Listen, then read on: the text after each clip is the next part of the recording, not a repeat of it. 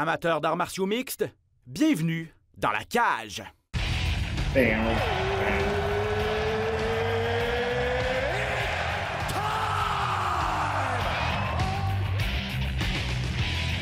Introducing first, Benoît Baudouin, RDS Info à Las Vegas.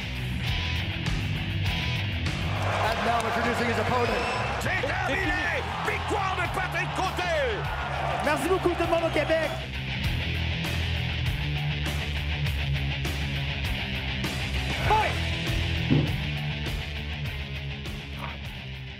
Oh, il est prêt. J'aime ça. J'aime ça. Salut tout le monde, Ben Baudouin. Bienvenue à Dans la cage. Pas de côté, en forme. Très en forme, très en forme. Hey, vendredi, une petite terrasse, hein? Ça me semble qu'on est, on est Oui, moi je suis déjà dans le mood. Ça ouvre là, vendredi. Normalement, j'ai hâte d'aller bruncher. J'ai hâte de voir du monde. D'aller sur une terrasse, t'as raison. Fait que croisons les doigts, mais en tout cas, c'est très bien parti. Là. Le pire est derrière nous, on espère. Petit mardi pour nous, là, mon cher Pat. Une belle émission pour vous quand même. Là. On parle de tout ce qui se passe dans le monde des arts martiaux mixtes, bien sûr, comme d'habitude, mais il y a quand même congé là, au niveau des galas cette fin de semaine. Donc, un congé bien mérité pour toi, mon ami. Parce que ça faisait quand même. Ça fait du bien des fois. Ben oui, c'est sûr. Comme je le dis, c'est bien mérité parce que vous avez travaillé fort et vous travaillez toujours fort parce que les galas, il y en a pratiquement, de l'UFC en tout cas, il y en a pratiquement toutes les semaines, des samedis de congé. Il n'y en a pas tant que ça durant l'année. On les prend quand ils passent. Bien sûr, au cours de la prochaine heure, on va revenir sur le gala de samedi dernier entre Rob Font, qui mettait en vedette, en fait, Rob Font et Cody Garbrandt. Beaucoup de bons combats et ça a bougé là, dans différentes catégories à la suite de la carte de samedi. Il y avait Chris Cyborg qui s'est également battu côté de Bellator, a défendu son titre contre une Leslie Smith qui a quand même tout donné, mais bon, Cyborg était simplement trop forte. Et également beaucoup de nouvelles. Ouais, c'est OK. Et beaucoup de nouvelles, notamment concernant nos deux combattants québécois à l'UFC, Marc-André Barriault et Charles Jourdain. Tout d'abord, mon cher Pat, Rob Font, victoire par décision unanime contre Cody Garbrandt. Ça se passe chez les poids coqs de l'UFC. C'était l'événement final, le combat final de l'événement de ce samedi du côté de l'Apex.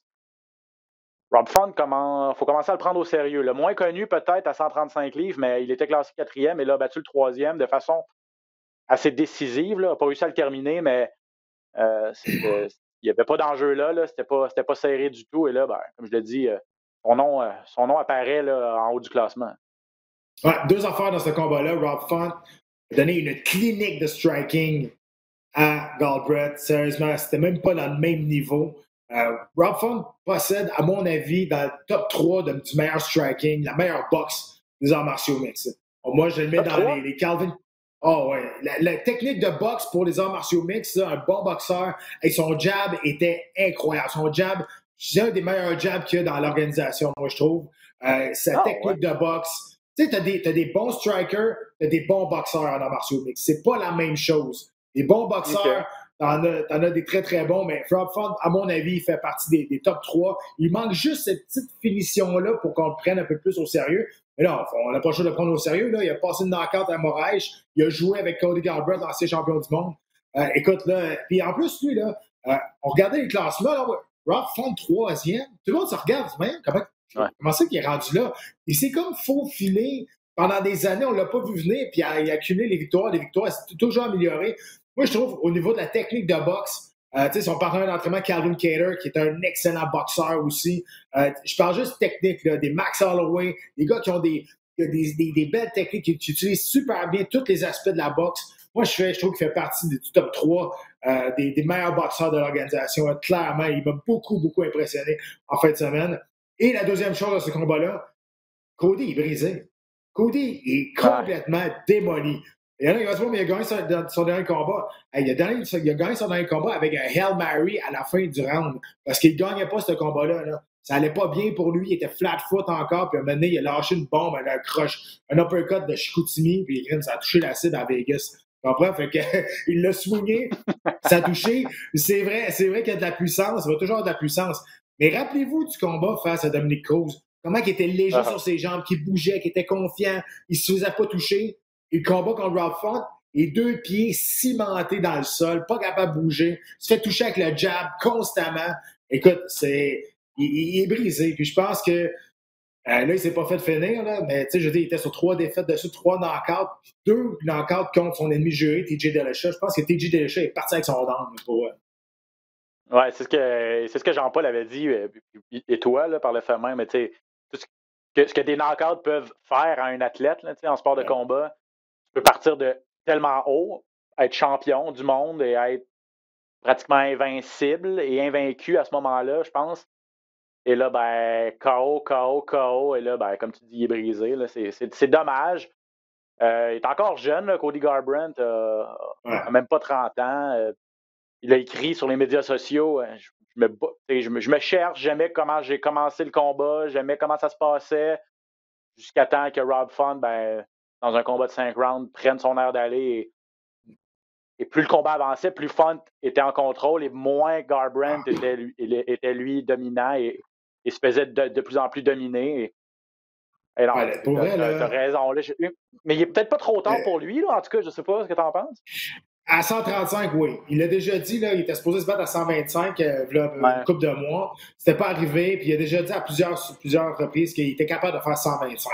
Je pense que la prochaine étape, ça va être ça. Il est rendu là. Parce qu'à 135, il n'y aura plus de combat de championnat du monde. Pas avec 4 défaites dans ses 5 derniers combats, 3 knockouts, puis avec cette ça qu'il s'est fait, il s'est fait dominer. Mais dominer, là, complet. Et ça, c'est une défaite qui fait encore plus mal que de se faire knocker. Quand là, tu t'en vas te battre et tu te rends compte que tu n'es plus à ce calibre-là, que tu te fais jouer, il y a quelqu'un qui joue avec toi, tu étais champion du monde là, une couple d'années, puis là, tu n'es plus capable de rien faire, aucune réponse contre les attaques de Rob Font qui a fait un combat parfait. Puis le jab de Rob Font, c'est ça qui a fait la différence. Tu es capable de le garder à distance, puis ça l'a frustré, puis à un moment donné, là, je pense que Garbrandt, il a passé 2 minutes sans donner un coup. Il tournait en rond, il hésitait. Il va finir par lancer quelque chose. 2 minutes sans lancer un coup. Hey, c'est long là, dans un round de 5 minutes. Ah, 100%. Et puis tu as super bien analysé aussi Rob Font qui ne s'est pas laissé emporter. Il y a eu Garbrandt un peu. Il l'a eu dans les câbles à quelques reprises, dans les câbles le long de la clôture, et on sentait que Garbrandt était ébranlé, tout ça. Mais Rob Font a toujours gardé, et je pense que c'était ça le plan de match, là, il est resté en contrôle, il n'a pas voulu s'embarquer dans une guerre coup pour coup. Parce que tu sais pas jamais, quand tu parles de contrôle et que tu permets à l'autre de contre-attaquer, un gars qui a de la puissance comme Garbrandt, ça peut être dangereux. On a vu que Rob Font a voulu garder toujours rester en contrôle et tout ça. Et c'est ce qui fait en sorte peut-être qu'il n'a pas terminé le combat. Et moi, je me dis, et on en parle souvent, toi et moi, à l'UFC, il n'y a pas beaucoup de KO, là, Rob Font. Et oui, il y a une belle technique de boxe. Je ne m'attendais pas à ce que tu me dises top 3 UFC, mais effectivement, une belle technique de boxe, il a dominé. Pendant, s'il n'y a pas beaucoup de KO, et s'il n'est pas spectaculaire, ça peut lui jouer des tours à plus long terme. Mais écoute, Ben, je pense que cette victoire-là équivaut à 2-3 knockouts. Là. C'était tellement une domination technique. En tout cas, moi, je parle pour moi. Là, c'était beau de le voir aller. Pour vrai, je regardais ça, je disais, wow, OK, là, on voit comment que les arts martiaux mixtes a steppé up dans les dernières années. Tu sais, Garbrandt, c'est pas un boxeur tellement bon, tu sais, je veux dire, c'est pas un technicien. C'est un gars qui a beaucoup de puissance, il frappe toujours en crochet, puis il est très rapide. Puis avant, il était capable de bouger puis éviter les coups. Mais techniquement, en ligne droite, le jab qui est tellement sous-estimé en arts martiaux mixtes, écoute, c'était de toute beauté. Puis Rob Font, écoute, là, il vient de se placer dans une place assez confortable pour lui. Je ne sais pas ce qui va arriver bientôt, là. Mais tu sais, il y a des Cody Sanagan qui s'en viennent. Tu as des TJ Dillashaw qui fait son retour aussi. Alors, il y a le fun de cette division-là, là, présentement. Mais pour Garbrandt, écoute, je peux te dire, c'est difficile pour lui. Je pense qu'il a peut-être besoin. Il avait pris un repos. Là, il revient. Il est gelé sur place. Je ne sais pas s'il a peur de prendre un coup maintenant. Je ne sais pas ce qui se passe dans sa tête. Mais il faut vraiment qu'il y ait quelque chose qui se passe. Puis, tu sais, des défaites de même, des défaites comme qui viennent de se passer, là, ça peut être une défaite qui met fin à une carrière à quelqu'un. Parce que lui, dans sa tête, là, il n'est plus capable de compétitionner avec les meilleurs au monde. Là, quand tu as un doute dans ta tête, c'est rough. Moi, je suis vraiment déçu que Rob Font n'ait pas eu une performance de la soirée parce que pour moi, c'était une des plus belles performances de l'année face à un ancien champion du monde. je pense, toi, tu trouves que j'ai l'air d'exagérer. Moi, c'est vraiment personnel. Ouais. Là. Mais moi, je trouve que ça a été... C'est correct, là, tu sais, je dis... Mais moi, je trouve que ça a été des plus belles performances parce que c'était tellement en contrôle. Puis je suis content que tu parles du plan de match. Parce qu'à toutes les fois qu'il amenait Galbraith contre le grillage, Galbraith met son pied contre le grillage, puis il attend de lâcher une bombe. Jamais Rob Font s'est approché. On voyait faire un pas de recul. Ça a été bien préparé en entraînement. On l'a vu tout le long du combat. Ça, je suis content que tu le dises parce que j'en ai parlé beaucoup pendant la soirée. Puis à un moment donné, c'était évident que le plan de match n'était pas d'embarquer très près du grillage avec lui. Peut-être, là, tu dis Garbrandt à 125 livres, peut-être. T'sais, là, la bonne nouvelle, c'est qu'il ne s'est pas fait knocker, comme tu as dit. Là, il y a eu, on avait beaucoup de questions concernant sa mâchoire.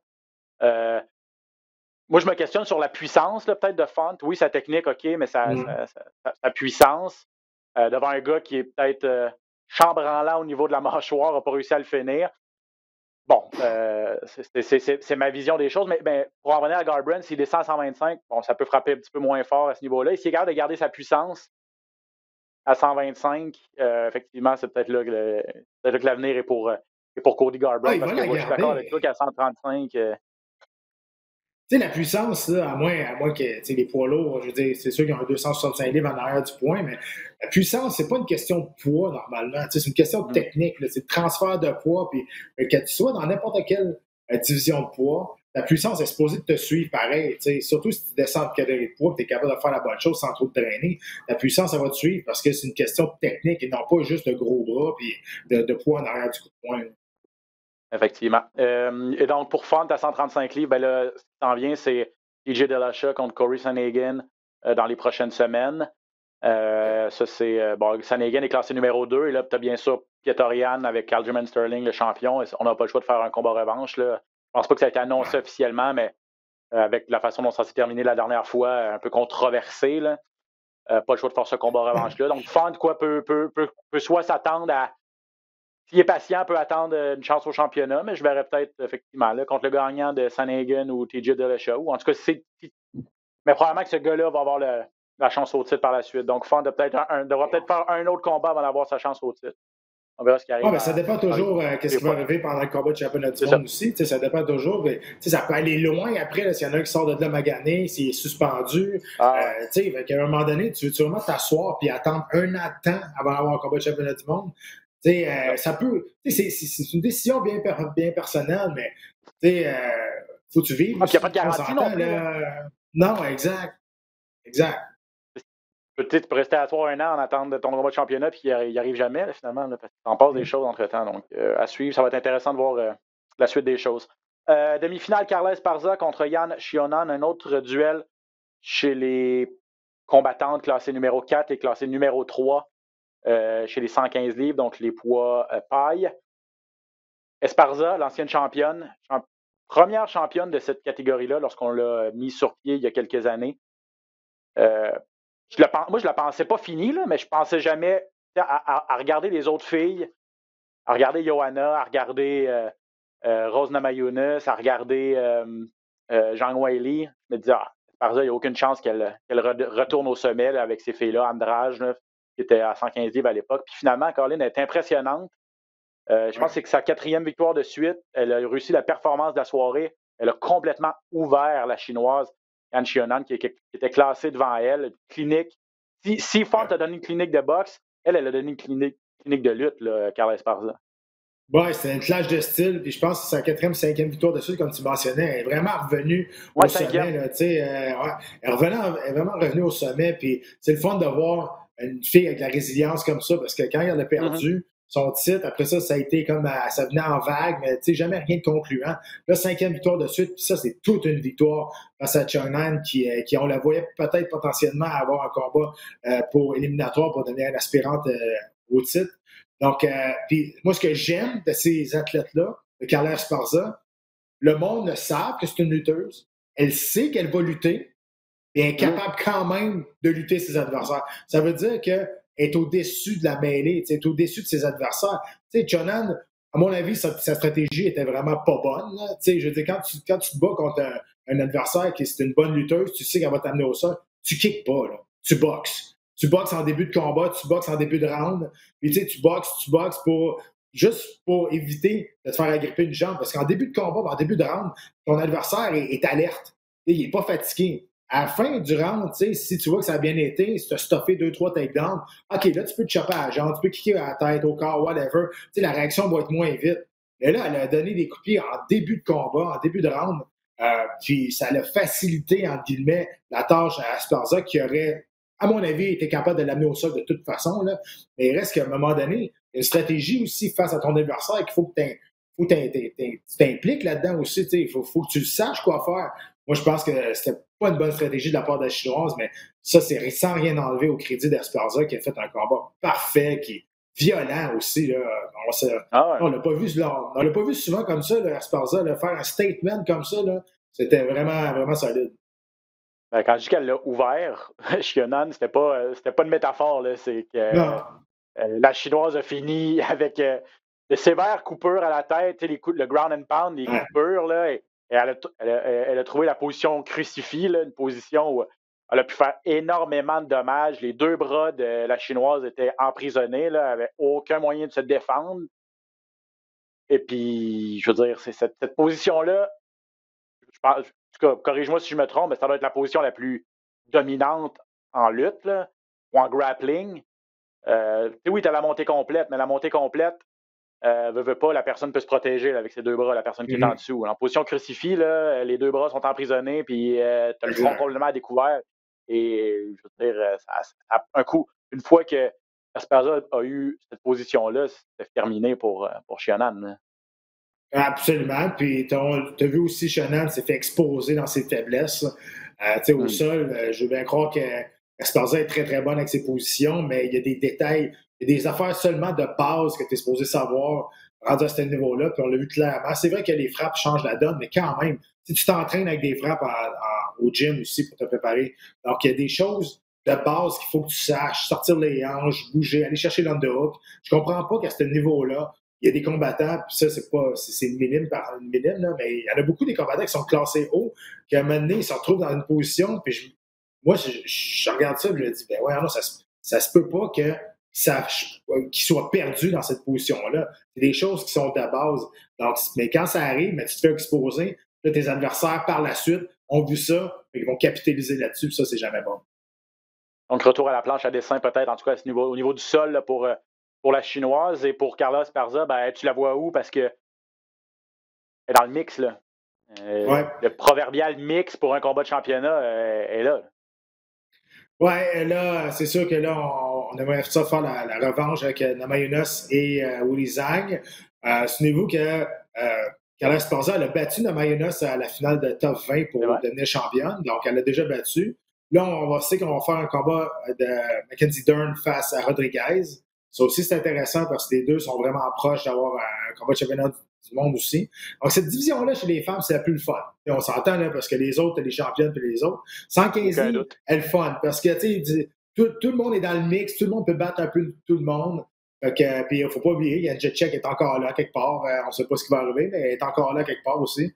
Fait que c'est le fun. Puis là, moi, je pensais que Tatiana Suarez reviendrait à 115 livres, mais là, elle semble revenir à 125 livres. Mais il reste qu'à 115, c'est le fun parce que là, il y a beaucoup de talent là, dans le top 5-6.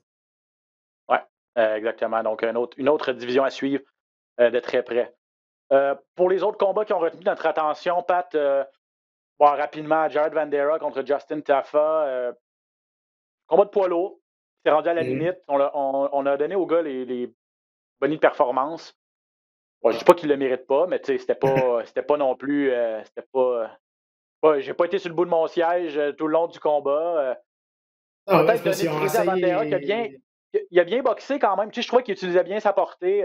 Tafa, on sait qu'il y a de la puissance, on n'a pas vraiment réussi à toucher de façon régulière. Là. Donc, de ce côté-là, Vanderaa s'est fait un nom peut-être à l'UFC. C'était quoi son 2e combat, je pense, officiellement?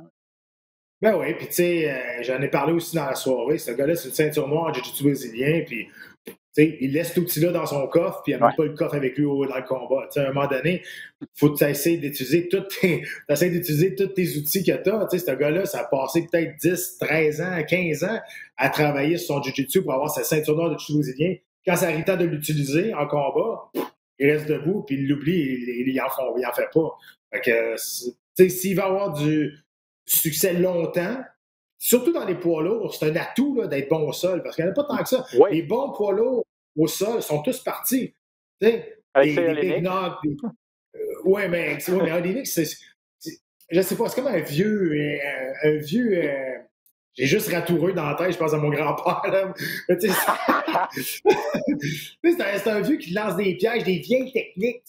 C'est un vieux de la vieille. Mais tu sais, des Fabricio Verdun, des Frank Mir, des Big Nog, sont plus là, eux autres qui dominaient au sol. Fait tu sais, que tu arrives avec quelque chose de nouveau.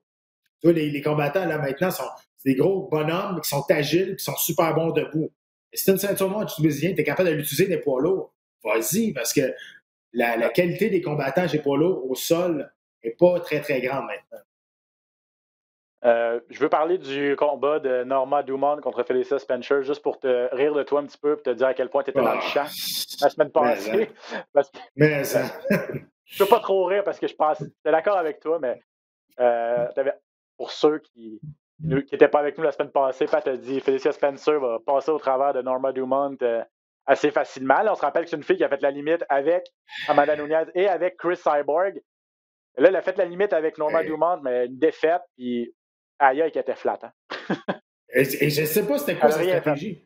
J'essaie de comprendre. J'ai regardé le combat. Je ne suis pas capable de comprendre ce qui est arrivé dans le combat puis qu'est-ce qu'elle voulait faire. Elle est arrivée, comme on dirait, avec aucune stratégie, aucun plan de match. Elle a dit on va y aller, puis elle s'est collée 2-3 fois, mais tu sais, elle a essayé de se battre debout. C'est pas mauvais, là, mais l'autre avait beaucoup plus de puissance. Moi, je pensais qu'elle allait amener ça au sol rapidement puis terminer ça. Si elle amenait le combat au sol, c'est sûr qu'elle avait un grand avantage. On n'a même pas été une fois. Faut vraiment qu'elle travaille sa lutte. Vraiment, vraiment, parce que, tu sais, oui, tu peux être bon au sol, mais il faut bien que tu l'amènes, le maudit combat au sol. Il commence debout, le combat. Là, à un moment donné, c'est ça aussi. Fait que moi, j'ai été très, très déçu de sa performance, de son approche de ce combat-là, parce que pendant 15 minutes, j'ai cherché sa stratégie. Est arrivé, qu'est-ce qu'elle voulait faire? Encore aujourd'hui, je ne sais pas pas. À Montréalaise, Felicia Spencer, donc une 3e défaite, mais une première contre une fille qui n'est pas connue, en fait. Là. Elle avait fait des belles performances encourageantes contre les 2 meilleurs au monde, ou à peu près. Puis là, contre Norma Dumont, elle est arrivée. C'était pas une bonne soirée au bureau pour elle, disons ça comme ça. Non. Jack Hermanson, qui a battu Edmund Shabazian, donc ça, c'est un duel dans le top 10 des poids moyens. 2 gars qui sont passés près, disons-le comme ça, de combat de championnat du monde, qui étaient sur des belles séquences et finalement, leur trait a un petit peu déraillé là, au cours des derniers mois. Hermanson, le Norvégien, qui a réussi à l'emporter. Ça n'a pas été de tout repos, par contre, mais il faut lui donner le crédit parce qu'il s'est fait dominer debout au premier round. 2e round ultra serré, mais a fini ça en force, est allé se sauver avec la victoire. Avec un 3e round complètement dominant au sol. Ouais. Difficile, par contre, de parler de ces 2 gars-là comme des aspirants potentiels dans un avenir rapproché. Il y a encore du travail à faire là, pour 2 gars qui, comme je le disais, étaient relativement prêts il n'y a pas si longtemps. Moi, j'aime bien Hermanson parce que c'est un gars qui est agressif, c'est un gamer. Il va y aller tout le temps, de tout pour le tout. Shabazian, lui, nous l'ont vendu comme la 8e merveille du monde. Il était 11-0. Puis c'est vrai, sauf qu'on lui avait fait donner des adversaires qui étaient peut-être moulés pour lui. Là, clairement, il vient de perdre une 2e défaite de suite, ses 2 premières défaites en carrière. C'est un jeune, il a 23 ans, il a beaucoup de temps, là, mais à cet âge-là, est-ce qu'il va être capable de passer par-dessus? Y a-t-il assez d'expérience de vie pour être capable de passer par-dessus mentalement cet obstacle-là de la première défaite en carrière et là, le 2e, où il s'est fait dominer, où il s'est fait exposer ses faiblesses au sol aussi. Donc, c'est ça. Puis, je ne veux même pas parler de son homme de coin, là, parce que ça n'y a rien de bon à dire, mais je veux dire, il s'est rendu là à cause. Il est très, très bon. C'est un gars qui a une excellente boxe, un excellent striking, mais ça en faut plus. Ça en prend plus pour te rendre dans le top 5 mondial. Je lui conseille de changer de coach. Ouais, tu sais, je sais pas. Je veux dire, il est arrivé à l'UFC 11-0, puis c'était lui son coach. Fait que il doit faire quelque chose de bien à un moment donné. C'est sûr qu'il est ultra controversé, Edmund Tarverdyan. Est-ce que si tu me demandes à moi, est-ce que c'est un bon coach? Absolument pas. Je veux dire, mais je veux dire, rendu à ce niveau, rendu là, il faut que tu aies confiance dans tes hommes de coin. Si tu as confiance dans ces hommes de coin, je suis qui, moi, pour dire de ne pas les amener? Le problème de Taverdian, qui est l'ancien coach de Ronda Rousey, entre autres, et qui est controversé parce qu'il y a eu bien sûr certains commentaires là, de combattants ou de personnes dans l'entourage des combattants qui disent que il n'apporte pas grand-chose, effectivement. Est-ce que tu dirais que le gros problème avec ce gars-là, c'est qu'il essaie de dénaturer ses combattants ou il n'est pas capable de. Tu sais, Ronda Rousey, on dirait que plus sa carrière avançait, il essayait de la transformer en boxeuse, alors que là, il essaie de montrer des techniques de boxe qui n'étaient vraiment pas adéquates. Là. On s'entend, là. Mais est-ce que c'est ça le gros problème ou c'est plus au niveau de ses connaissances globales des arts martiaux mixtes qui ne semblent peut-être pas à point au niveau d'autres gyms ultra connus comme le Tristar, le Sanford MMA, le Henry Hooft. Je pense qu'il y a un peu de ça, oui, parce que tu regardes sa fiche en tant qu'entraîneur, parce que tu as Travis Brown, tu as des Jake Ellenberger qui ont essayé de s'entraîner avec lui, mais quand Ronda Rousey avait beaucoup de succès, qui a attiré du monde. Tous ces gars-là ont perdu une séquence de défaites quand ils sont allés s'entraîner là-bas. Tu sais, comment je peux dire ça? Oui, tu sais, il y avait. Faut que tu sois honnête avec tes combattants. Tu comprends? Faut pas que tu leur dises qu'est-ce qu'ils veulent entendre. Faut que tu sois honnête. Quand tu deals avec des Ronda Rousey, tu sais, la contredire, souvent, lui, peut-être qu'il voulait pas ça parce que c'était son gagne-pain. Mais lui dire qu'elle boxait comme un chaudron, ben, tu sais, il était pas capable de dire ça parce que, tu sais, c'était sa superstar. Mais la pire affaire que tu peux faire en tant qu'entraîneur puis en tant qu'homme de coin à ton poulain, à ton combattant, c'est de dire des mensonges, de ne pas dire la vérité. Si tu as perdu un round, tu reviens dans le coin, tu peux pas dire hey, c'est un beau round, ça a bien été quand même. Non, ça n'a pas bien été. Faut que tu y dises, faut que tu le réveilles parce que dans un combat, tu es tellement dans un autre monde. Des fois, tu vois des affaires que tu fais des affaires que tu t'en rends pas compte. Au gymnase, c'est la même chose. Tu peux pas dire à quelqu'un qui boxe bien s'il boxe pas bien. Tu peux pas la vendre. Elle va se battre contre une 17 fois championne de boxe contre Orléans, puis elle décide de la boxer. À un moment donné, la logique n'est pas là. Tu comprends? Ça ne marche pas. Là. Les yes men, c'est pas ça qu'on a besoin. On a besoin de coachs qui sont capables de voir les défauts, en fait, aussi. Puis de nous encourager dans nos forces et d'améliorer nos défauts, mais de pas nous faire croire qu'on est meilleur qu'on l'est. De l'honnêteté, voilà. OK, ben juste rapidement aussi, à surveiller deux gars, 2 poids mouches, là, 125 livres, 2 gars. Qui ont eu des grosses victoires aussi. Bruno Silva, 2e KO, percutant de suite. Commence à se faire un nom à 125 livres. Et super espoir, là, le Tchèque David Dvorak, qui est classé 11e, devait affronter le 12e, Rolian Paiva, qui n'a pas été capable de faire le poids, qui a eu des problèmes à la pesée. Là, à 24 heures d'avis, on amène un gars qui s'appelle Juan Camilo Ronderos, qui, pauvre gars, il n'était peut-être pas dans la bonne ligue, là, mais tu sais, donc, mais nonobstant ça, Dvorak, on a vu pourquoi il est considéré comme un des bons prospects de cette division-là, donc un nom à surveiller. C'est un combat dangereux pour lui. C'est un combat dangereux. Il ne pouvait pas perdre ce combat-là ou juste que ça paraisse difficile. Là. Il passe à travers. Le gars, 4 combats d'expérience, a accepté le combat à 24 heures d'avis. Ronderos, c'est intéressant de le voir avec une vraie préparation. Je pense qu'il n'y a pas beaucoup d'expérience, mais si on l'a amené là, c'était pour dépanner. On va lui donner une autre chance, une autre vraie chance. Oui. Mais Dvorak, lui, là, c'était un combat ultra dangereux, un combat piège pour lui. Là. Pas juste pour perdre, mais juste pour démontrer qu'il n'y a pas de faire avec lui. Il n'y a rien à gagner, là, en fait. Là. Puis je pense que je regardais les classements. Là, il n'a pas bougé dans les classements. Puis malgré une victoire facile, dominante au premier round, ça ne l'a pas fait bouger parce que, bon, ben. Il est allé là pour son chèque de paye et puis il est resté actif.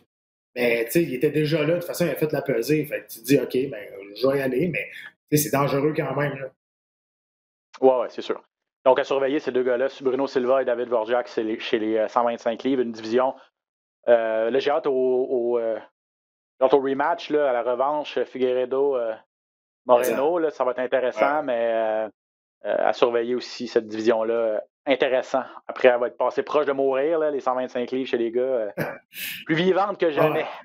Exact. Peut-être un petit 2 minutes sur Chris Cyborg, Pat, là, qui a défendu pour la 2e fois avec succès donc cette ceinture chez les 145 livres chez Bellator, à Bellator 259 vendredi. C'est contre Leslie Smith, une revanche, un 2e chapitre d'un combat qu'on avait déjà vu il y a 5 ans, je pense.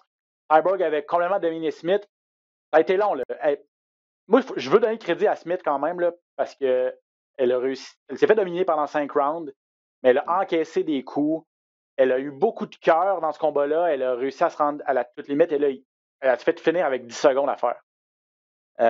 Donc, ça a tout pris pour Cyborg qui a dû puiser dans ses ressources là, pour réussir à aller chercher le KO technique. Mais, je veux dire, que dire de plus? Cyborg à Bellator, elle est toute seule aussi à 145 livres. Là.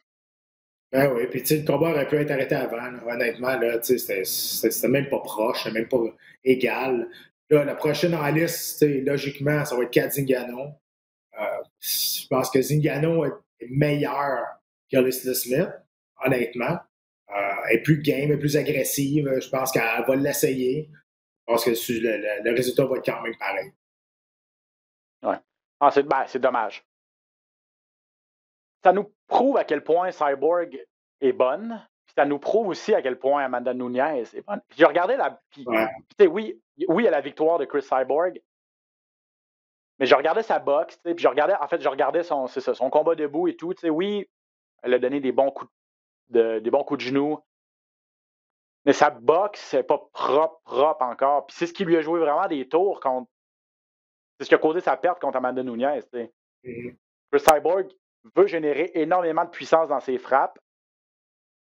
Ce qui fait en sorte qu'elle est souvent à découvert. Et malheureusement, elle est capable d'encaisser des coups. Puis une fille comme Leslie Smith n'a pas ce qu'il faut pour contrer ça. Mais ça te prouve à quel point Amanda Nunes. Il n'y a pas de fille qui a ça. Il y a juste Amanda Nunes qui a de la puissance chez les femmes. Là. Mais qui a une boxe propre aussi, qui a une boxe qui est capable de générer de la puissance avec son jab et avec ses directs, qui est capable de contrer les grands crochets de Chris Cyborg. Là, je sais pas ce que tu en penses, là, mais je regardais Chris Cyborg a fait peur. Elle frappe très, très fort. Tu sais qu'elle va mettre de la pression parce qu'elle n'a pas peur d'avancer, même si elle ne boxe pas de façon linéaire vers l'avant. Tu sais. Mais tu te rends compte pour ça qu'on parle d'Amanda Nunes, l'avoir en boxe, il y a des gens qui disaient ça à un moment donné. Elle contre Clarissa Shields en boxe, elle pourrait peut-être tenir son bout. Je ne sais pas à ce point-là, mais elle est vraiment supérieure dans cette art martial-là que Chris Cyborg du moment. Peut-être pas pour générer juste puissance pour puissance, mais juste technique. Là. Non, puis tu sais, Amanda Nunes n'était pas dérangée par les frappes de Cyborg, tandis que 99% des combattants ont peur de recevoir un coup de Cyborg. C'est ça qui a fait la différence avec Nunes. Nunes, elle s'est dit, non, c'est toi qui vas avoir peur de recevoir mes coups. Puis elle a rentré dedans, puis ça l'a débordé. Puis c'est comme ça que tu bats Cyborg, mais crème. C'est pas tout le monde qui il n'y a pas de fille qui a de la puissance comme ça. Il y a juste ces deux-là. C'est tout. T'sais, même Valentina Shevchenko, elle a travaillé en volume, en combinaison, puis avec précision, mais elle n'a pas de la puissance comme ces deux-là. C'est ça qui est arrivé aussi. À part Cyborg, t'as Nunes qui s'est mis dans son chemin parce qu'elle l'a contré avec sa propre puissance, puis ça a marché aussi. Ça va rester comme ça. Cyborg, au Bellator, il n'y arrive à rien. Elle va rester au sommet. Moi, qu'on découvre une fille là, qui sort dans dessous d'une roche, là, puis qu'on découvre la 8e merveille du monde, mais effectivement, plus facile à dire qu'à faire. En tout cas, on la connaît pas. Vous la connaissez, présentez-nous-la, parce qu'on la connaît pas présentement. OK, je veux juste lire quelques commentaires, Pat, parce que la semaine passée, on a parlé de la Hoya contre Georges Saint-Pierre. Il y a une chronique dans le Journal de Montréal aujourd'hui, ou hier, Régent Tremblay. Je l'avais sur mon ordinateur avant qu'on enregistre. J'ai pas eu le temps de la lire, mais avoir le titre, je pense que Régent n'est pas... lance pas des fleurs à Dana White, là, qui traite de mafieux, puis qui n'a pas d'affaire à empêcher Georges Saint-Pierre d'aller se battre. Mais bon, ça continue de faire jaser, là, même une semaine après. Là, mais... Tu vas me faire croire qu'à la boxe, il n'y a pas de mafieux non plus. Je veux dire, à un moment donné, non, mais je veux dire, à un moment donné, c'est vrai que c'est vrai que ça semble malhonnête de chaque côté. Mais au bout de la ligne, c'est que Georges est encore en contrat. Puis c'est ça la raison pourquoi que le combat n'arrive pas. Et Georges a signé son contrat, et là, il faut qu'il reste sous les permissions de Dana White. Donc c'est pour ça. Si ça se passait peut-être avec autre que Trailer, avec autre de l'AIA, peut-être. Mais au bout de la ligne, c'est le contrat c'est le papier qui a dans les mains qui est encore valide. Fait que c'est ça. Puis tu sais, il y a plein de choses qu'on ne sait pas en arrière aussi. C'est une question de beaucoup d'argent, c'est une question de notoriété, c'est une question de protection de son bien aussi. Tu sais, l'UFC, Ouais, c'est ça. pas l'UFC, mais Trailer et Dana, tout à gagner là-dedans. Tout à gagner et l'UFC a tout à perdre. Donc, c'est ça qui arrive. Et c'est ça qu'il faut que tu vois. Hein. Et l'UFC n'a rien à gagner là-dedans. Même si Georges démonte de l'AIA, ça va être une succession personnelle pour Dana White parce qu'il y a de l'AIA, mais il n'y a rien à gagner là-dedans. Là. Alors que si c'est le contraire, Ben oui. Ben, l'étoile de Georges Pauli et l'étoile de l'UFC par le fait même Pauli, parce qu'on dit, regardez, le meilleur de tous les temps à l'UFC arrive contre un vieux boxeur fini qui est sur la drogue dure, puis il n'est pas capable de rien faire. Donc, oui, je suis pour ça. Je défends personne. Là. Moi aussi, j'aimerais bien ça de voir ce combat de boxe-là. Pour vrai, ça m'intrigue. Puis, je suis parlé souvent avec Georges. Georges, il me regarde. C'est sûr, je le démolis. Là. Puis, aujourd'hui, je pense que Georges gagnerait. Pour vrai, peut-être pas le 10 ans, mais aujourd'hui, oui. Mais, tu sais, je trouve ça plate pour Georges parce que, bon, on sait qu'il y a beaucoup d'argent, là, mais je veux dire, on peut en mettre d'autres quand même. Il n'y a pas de limite dans un compte de banque. Fait que, ça serait un combat ultra lucratif pour lui. Puis en plus, lui a fait une demande pour qu'une partie de la bourse, les deux combattants aient une œuvre de charité. Donc ça, je trouve ça vraiment cool. Je pensais que peut-être ça allait adoucir un peu les négociations au niveau de l'œil public. C'est quand c'est des grosses businessmen de même, là, ça ne change pas grand-chose. Fait que, non, écoute, encore une fois, c'est plate parce que, tu sais, là, on s'entend, c'est pas le combat du siècle, là, mais à 3 reprises, Georges a été pris dans une chicane qui était dans le milieu où c'est des gros combats n'ont jamais arrivé. C'est avec Silva, avec Nurmagomedov, là, avec De La Hoya. On s'entend, De La Hoya, c'est pas le combat du siècle, là, mais il reste que c'est un combat ultra lucratif. Puis les 3 fois, ben, Georges était dans ces 3 combats-là. Fait que moi, je trouve ça plate pour lui à cause de ça. Quelques rendez-vous manqués, effectivement. Mais rapidement, je veux juste donner quelques commentaires parce que tu dis que tu serais intéressé, mais en tout cas, c'est pas mal unanime que les gens n'ont pas grand intérêt pour ça. Là. Non, Francis Bourque, j'adore Georges. Je ne doute pas qu'il passerait au travers de La Hoya, mais je suis pas du tout excité par ce combat, malheureusement. Philippe Miron, pour ma part, je suis vraiment pas intéressé. Même si ce serait 50 millions pour Georges. Donc, pas d'intérêt du côté de Philippe. Fred Tremblay, qu'on salue, là, un de nos auditeurs et un ami là, de Radio-Canada au Saguenay. Aucun intérêt, lui non plus, de ce côté-là. Aucun intérêt non plus en général pour les combats spectacles, même si pour une bonne cause. Je préfère avoir des combats entre 2 pros dans leur sport respectif. Donc, les meilleurs là, au monde aussi. Là. Les 2 meilleurs boxeurs au monde, ça n'arrive pas souvent. Les 2 meilleurs au monde en arts martiaux mixtes, ça n'arrive pas souvent non plus. Ouais. Tu sais, Ben, je pense que le monde sont écœurés de voir des Jake Paul puis des affaires de même, des shows de musique avec la boxe là-dedans. Tout le monde a été pété là-dedans. Puis, tu sais, je pense que ça l'a pas donné une belle image à la boxe. Puis c'est comme des combats free show aussi. Tu sais, ça a commencé avec De La Hoya puis Mayweather, De La Hoya et Conor. On s'entend que les conférences de presse, c'était un gros spectacle. C'était mené à 4e. Conor Mayweather, McGregor, tu veux dire? Oui, exact. Je sais pas si tu dis ça, en tout cas. C'est De La Hoya, McGregor. Oui, c'est ça, en tout cas, c'est exact. Fait que, tu sais, puis là, à cette heure, tu as des YouTubers qui se battent contre des gars de TikTok, qui à mener, là, ça n'a plus de bon sens. Là. Aaron Carter qui va se battre contre un autre aussi. T'sais, les gars ont vu qu'il y avait une pièce à faire là-dedans. T'sais, au bout de la ligne, c'est qui les plus caves? C'est-tu eux autres ou c'est le monde qui l'achète? Ben là, voilà. Non, mais je ne traite pas le monde de cave, mais je fais juste mettre en relation. Pourquoi les gars ils font ça? Parce qu'il y a du monde qui vont l'acheter. Ils vont sortir de là avec une coupe de 100 000. Je veux dire, c'était bien beau de pas aimer ça, mais si tu l'achètes, tu participes un peu à ce free show-là aussi. T'sais.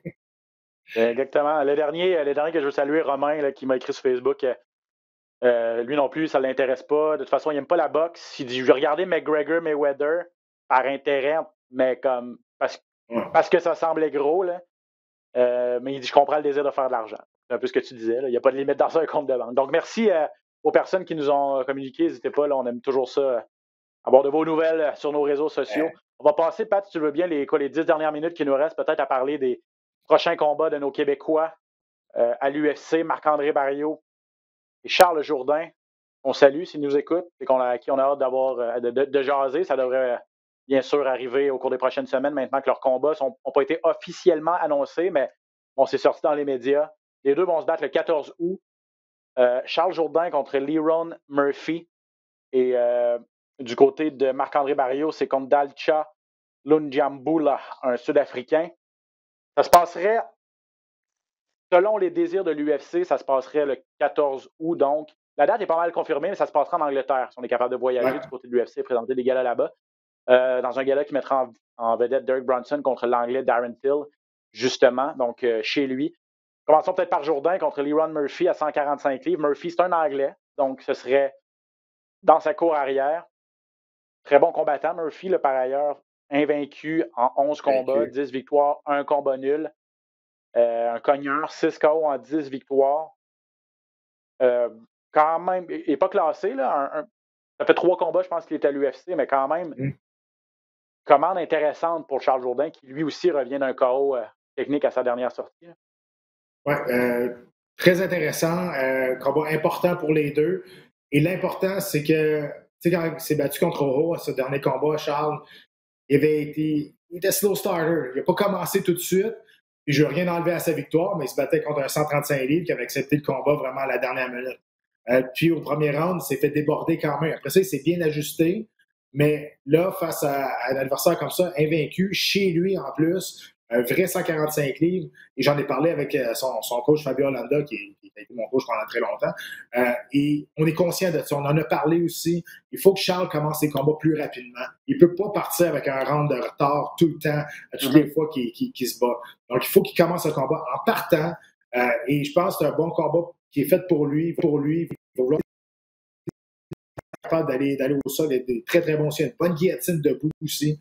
Donc, je pense que c'est un combat qui est très, très intéressant. C'est un combat qui est important pour les deux. Pour Charles, c'est un combat important aussi parce que, oui, il a gagné son dernier combat. C'était commencé à être temps qu'il gagne parce qu'il se fait encore sur sa victoire face à Do Choi. C'est une victoire qui a été cherchée à l'arraché. Il a été cherché, il a été épuisé dans sa condition physique. Il s'est brûlé, à un moment donné, il n'y a plus rien qui sortait. Et ça, il faut donner le crédit à Charles qui était bien préparé, il était supposé de se battre. De toute façon, il était bien préparé, condition physique exemplaire. Là, il faut qu'il arrive exactement dans la même mentalité, mais qu'il commence le combat plus rapidement. Il faut qu'il soit sur les dents en partant, il ne peut pas laisser son adversaire prendre le rythme du combat. Je le répète, un vrai 145 livres, invaincu, un cogneur, chez lui. C'est mieux d'arriver près. 2 fois plus d'expérience à l'UFC pour Charles que pour son adversaire. Donc, ça va être le 6e combat de Charles. Le 7e combat de Charles, le 4e pour Leron Murphy. Et Charles a prouvé qu'il était capable d'aller gagner dans la cour de ses adversaires et a prouvé qu'il était bon sous les grands moments. C'est quand il n'y avait pas d'enjeu ou quand le combat semblait un peu perdu dans la carte que Charles a connu ses moins bonnes performances. C'est quand il n'y avait pas de thrill. Quand il y a un gros enjeu et justement, quand il y a beaucoup de pression, Charles c'est là qu'il a connu ses meilleures performances dans sa carrière, non seulement à l'UFC, mais à TKO. Donc, de ce côté-là, je ne suis pas trop inquiet à ce niveau-là. Mais tu as raison que ce sera vraiment pas un client facile là, pour Charles Jourdain. Leron Murphy, je pense qu'il est un adversaire à sa portée quand même. On sait que Charles a le talent. Absolument. Il est capable de tout mettre en place. Là, il est capable d'aller gagner ça. Là. Absolument. Tu as fait raison. Mais c'est exactement. Il faut qu'il se trouve une façon de ne pas être un slow starter, comme il a fait à son dernier combat, parce que là, ça va jouer contre lui, c'est sûr et certain. Il faut qu'il parte le combat immédiatement, qu'il s'impose tout de suite avec ses frappes et qu'il peut faire des choses spectaculaires. On aime ça, mais il faut qu'il s'impose au début. Après ça, les choses spectaculaires vont venir toutes seules. L'important, c'est cette victoire-là est super importante parce que ça va l'approcher d'un top 15. Honnêtement, s'il bat un adversaire qui est invaincu, je ne pense pas qu'il va rentrer dans un top 15 avec une 3e victoire seulement à l'UFC. Là. Mais il reste que c'est un gros combat de se battre contre un gars qui est invaincu. C'est toujours bon pour ton même si c'est pas classé, mais j'allais dire ton classement. Tu vas toujours te rapprocher plus haut. Ah ouais. Plus rapidement quand tu vas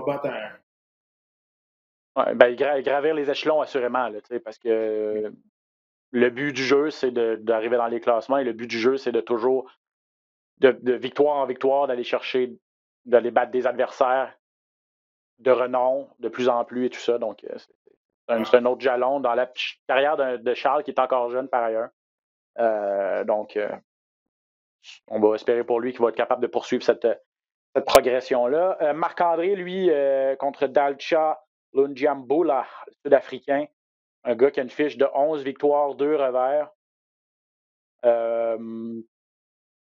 Un gars qui fait peur là, quand tu le vois en photo, mais c'est un gars qui a 5 KO seulement au cours de sa carrière. C'est un gars qui s'est déjà fait passer le KO.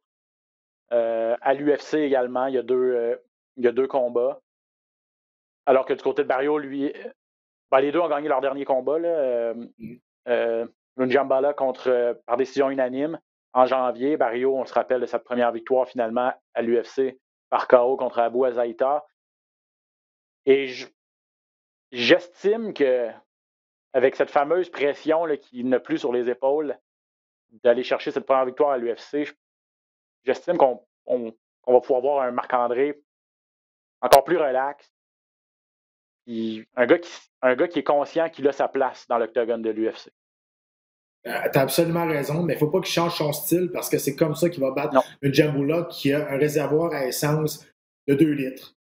Honnêtement, ce gars-là, c'est sûr qu'il va gazer. Il ne sera pas capable de suivre le rythme de Barrio. Barrio est en excellente condition physique. C'est intéressant que tu dises ça, parce que ce qui est arrivé contre Azaïtar aussi, là, Barrio a juste vidé la tank à Azaïtar, donc si on peut répéter la même stratégie. Ouais.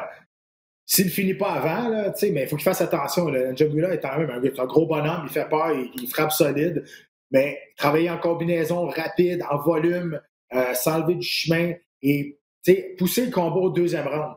Peut-être si tu passes le KO au premier round, tant mieux, là, mais pas courir après ce KO-là. Si ça arrive, ça arrive, mais rendu au deuxième round, il va voir là, que le chemin va être facile. Là, parce que le Djambula est un gros bonhomme. Sa condition physique là, est peut-être bonne, mais pas assez bonne pour sa musculature qu'il a. On l'a vu dans ses combats à l'UFC. Là, c'est pas quelqu'un qui a un réservoir à énergie très, très élevé. Là. Il gaze quasiment tout le temps. Mais s'il gaze contre des adversaires qui ont un pace normal, ben c'est sûr qu'il ne sera jamais capable de suivre la pace à Marc-André. Un gars qui s'est déjà fait passer le KO, là, il a seulement deux défaites dans sa carrière, mais s'est déjà fait passer le KO à l'UFC, par Magomed Ankalaev, un gars maintenant reconnu à l'UFC, un gars qui est un bon espoir. Mais je suis d'accord avec toi. En tout cas, surtout, là, tu me l'apprends, mais surtout si c'est un gars qui a une condition physique un peu douteuse, c'est une des grosses forces de Marc-André en plus. Il va devoir utiliser ça à son avantage.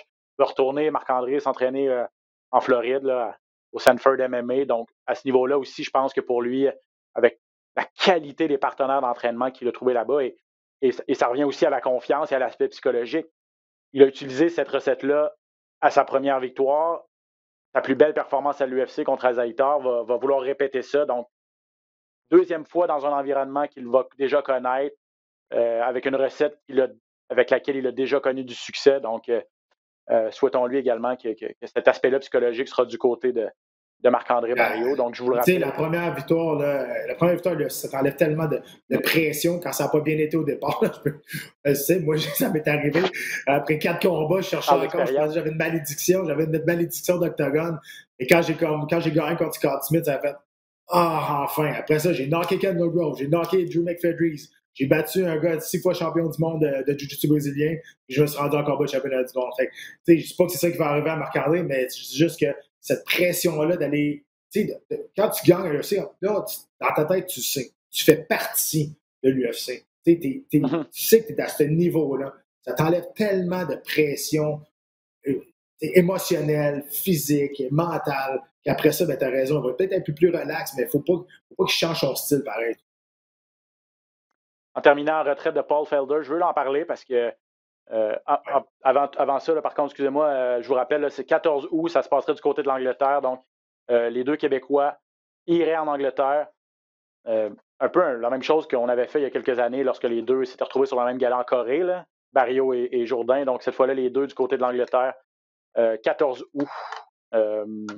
Donc, à suivre pour la préparation, on aura l'occasion de prendre des nouvelles de Marc-André, de Charles au cours des prochaines semaines, assurément.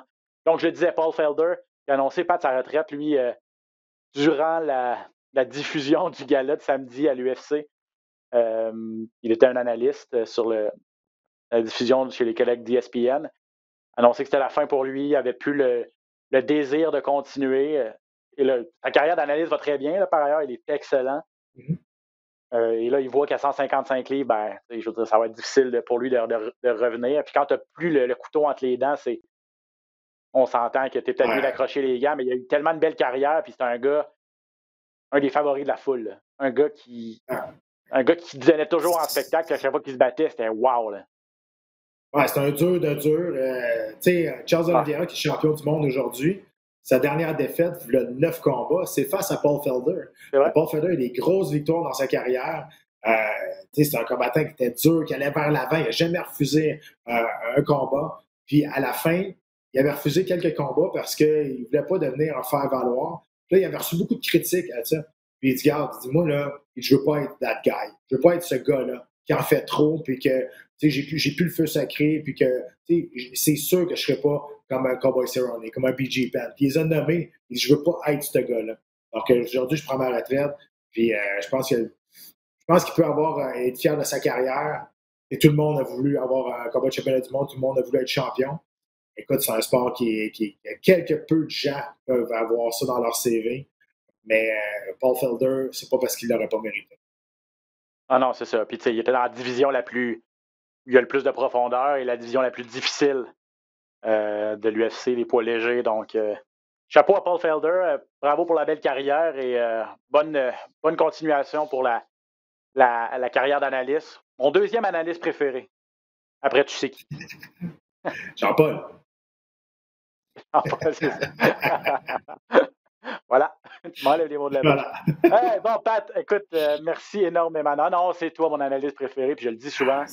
Rien à envier, là. On est chanceux d'avoir Pat au Québec en français parce que, wow, honnêtement, là, découvrir les soumissions, voir ce que tu es capable de voir, là, ça prend tout un œil et c'est avec l'expérience, mais avec les connaissances aussi. Puis, je sais que tu travailles très fort. Merci bien, mon Ben. Merci bien, mon Ben. Toujours plaisir. Ça me fait toujours plaisir. Il nous reste quelques années à notre contrat. On espère de suivre ça encore très longtemps. Ouais, puis oui, j'espère aussi. Puis là, tu as ta deuxième carrière de comédien là, qui prend son envol aussi. Là, donc, peut-être. Je suis loin de vivre de ça présentement, va te dire. Ouais. Mais non, mais peut-être qu'un jour, tu auras moins de temps pour les galas du samedi soir. Regarde, on n'en est pas là. On n'est pas là, profitez. Ça va être un heureux problème. Hey, puis je veux aussi. Je sais qu'il y a beaucoup de propriétaires de centres sportifs qui nous écoutent sur le podcast. Lundi, eh bien, à peu près partout au Québec, à part à Montréal et à Laval, on peut réouvrir avec, encore une fois, les mêmes règles sanitaires qu'on avait eues lorsqu'on a pu réouvrir. Donc, nous, au Centre Expérience, on rouvre lundi. Il y a plusieurs gyms aussi qui vont rouvrir. Donc, je vous invite à aller encourager tous les propriétaires, tous les centres sportifs qui vont réouvrir, qui ont mis de l'argent, qui ont investi pour la sécurité de leurs clients et de retourner au gym, de retourner voir du monde, de retourner voir la communauté que vous avez dans les gyms ou dans les centres sportifs. Donc, ça, c'est bien. Et la vie recommence tranquillement à redevenir normale quelque part. La santé physique et la santé mentale qui demeurent très importantes et ça passe beaucoup par le sport, par les gyms. Donc, c'est ça. Tu as raison. Tu fais très bien de le mentionner parce qu'on a parlé beaucoup des restaurants, des arts et spectacles et tout ça qui ont eu beaucoup de difficultés durant la pandémie, mais l'industrie sportive et l'industrie des gyms là, a vraiment mangé ça dur. Donc, content que vous ayez pu passer au travers au XPN et bonne réouverture, mon cher ami. Bonne réouverture à tous les gyms au Québec. Merci à tous ceux qui nous écoutent sur une base régulière. Merci aux nouveaux auditeurs également. Vous savez où nous trouver. Podcast dans la cage sur toutes les plateformes. Merci beaucoup. On se retrouve la prochaine fois pour une autre édition de Dans la cage. Salut Pat. Salut tout le monde. Salut Ben.